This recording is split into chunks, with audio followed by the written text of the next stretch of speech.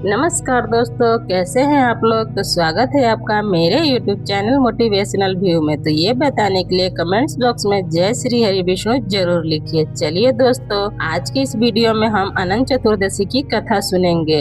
ये वो कथा है जो श्री कृष्ण ने पांडवों को सुनाई थी। अनंत चतुर्दशी की कथा। अनंत चतुर्दशी क्यों है ये खास, क्या है इसका महत्व और पूजा विधि।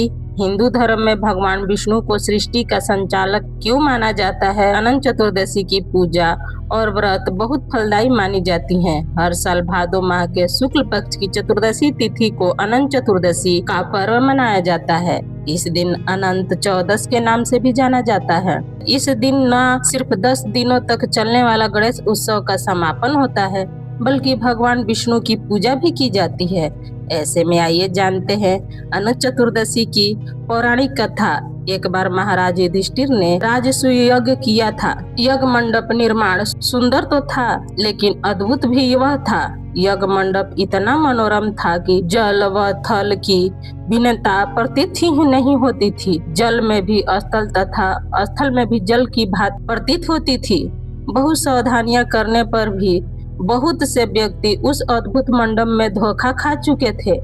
एक बार कहीं से टहलते टहलते दुर्योधन भी उस यज्ञ मंडप में आ गया और एक तालाब को स्थल समझकर उसमें गिर गया। द्रौपदी ने यह देखकर अंधों की संतान की अंधी का अंधी कहकर उनका उपहास किया, जिससे दुर्योधन चिढ़ गया।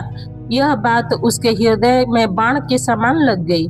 उसके मन में द्वेष उत्पन्न हो गया और उसने पांडवों से बदला लेने की ठानी। उसके मस्तिष्क पर उस अपमान का बदला लेने के लिए विचार उपजने लगे। उसने बदले लेने के लिए पांडवों की धूतकड़ हराकर अपमान का बदला लेने की सोची। पांडवों को जुए में पराजित कर दिया। पराजित होने पर प्रतिज्ञा अनुसार पांडवों को 12 वर्ष के लिए वनवास जाना पड़ा। वन में रहते हुए पांडवों ने अनेक कष्ट सहे। एक दिन भगवान कृष्ण जब तब युधिष्ठिर ने उनसे अपना दुख कहा और दुख दूर करने का उपाय पूछा। तब श्री कृष्ण ने कहा, हे युधिष्ठिर, तुम विधि पूर्वक अनंत भगवान का व्रत करो, जिससे तुम्हारा सारा कष्ट दूर हो जाएगा और तुम्हारा खोया हुआ राज पुनः प्राप्त हो जाएगा। इस संदर्भ में भी श्री कृष्ण ने उन्हें एक कथा सुनाई। प्राचीन काल में सुमत नाम का एक नेक तपस्वी ब्राह्मण था। उसकी पत्नी का नाम दीक्षा था। उसकी एक परम सुंदरी धर्म पर्यान तथा ज्योतिर्मय कन्या थी, जिसका नाम सुशीला था। सुशीला जब बड़ी हुई तो उसकी माता दीक्षा की मृत्यु हो गई। पत्नी के मरने के बाद सुमंत ने कक्षा नामक स्त्री से दूसरा विवाह कर लिया। सुशीला का विवाह ब्राह्मण सुमंत ने कन्या ऋषि के साथ कर दिया। विदाई में कुछ देने की बात पर कक्षा ने दामाद को कुछ पत्थरों के टुकड़े बांधकर दे दिए। कौन ऋषि दुखी हो अपनी पत्नी को लेकर अपने आश्रम की ओर चल दिए, परंतु रास्ते में ही रात हो गई। वे नदी तट पर ही संध्या करने लगे। सुशीला ने देखा वहां पर बहुत सी स्त्रियां सुंदर वस्त्र धारण किए किसी देवता की पूजा कर रही थी। सुशीला के पूछने पर उन्होंने विधि पूर्वक अनंत व्रत की महात्म बताई। सुशीला ने वहीं उस व्रत का अनुष्ठान किया और 14 गांठों वाला डोरा हाथ में बांधकर ऋषि कन्या के पास आ गई। कन्या ने सुशीला से डोर के बारे में पूछा तो उसने सारी बात बता दी। उन्होंने डोर को तोड़कर अग्नि में डाल दिया। इससे भगवान अनंत जी का अपमान हुआ। इसका परिणाम स्वरूप ऋषि कन्या दुखी रहने लगे। उनकी सारी संपत्ति नष्ट हो गई। दरिद्रता का उन्होंने अपनी पत्नी से कारण पूछा। सुशीला ने अनंत भगवान का डोरा जलाने की बात कही। अब कहीं पश्चाताप कर ऋषि कौन अनंत डोरे की प्राप्ति के लिए वन चले गए। वन में कई दिनों तक भटकते भटकते निराश होकर एक दिन भूमि पर गिरे पड़े वह अनंत भगवान प्रकट होकर बोले, कन्या, तुमने मेरा तिरस्कार किया था, उसी से तुम्हें इतना कष्ट भोगना पड़ा। तुम दुखी हुए, अब तुमने पश्चाताप किया है। मैं तुमसे प्रसन्न हूँ। अब तुम घर जाकर विधि पूर्वक अनंत व्रत करो। 14 वर्ष पश्चात व्रत करने से तुम्हारा दुख दूर हो जाएगा। तुम धन धनाय से संपन्न हो जाओगे। कन्या ने वैसा ही किया। उन्हें सारा क्लेश से मुक्ति मिल गई। कृष्ण की आज्ञा से युधिष्ठिर ने भी अनंत भगवान का व्रत किया। जिसके प्रभाव से पांडव महाभारत के युद्ध में विजय हुए तथा चिरकाल तक राज करते रहे। क्यों बेहद खास है अनंत चतुर्थी? अनंत चतुर्थी की खासियत के पीछे एक रोचक कहानी है। पौराणिक कथा के मुताबिक इस दिन भगवान विष्णु ने 14 लोगों की रक्षा करने के लिए 14 रूप धारण किए थे, इसलिए यह पर्व खास माना जाता है। यही वजह है कि इस दिन विष्णु जी के अनंत रूपों की पूजा की जाती है। साथ ही 14 गांठ वाला सूत्र कलाई पर बांधा जाता है। क्या है अनंत चतुर्दशी का महत्व?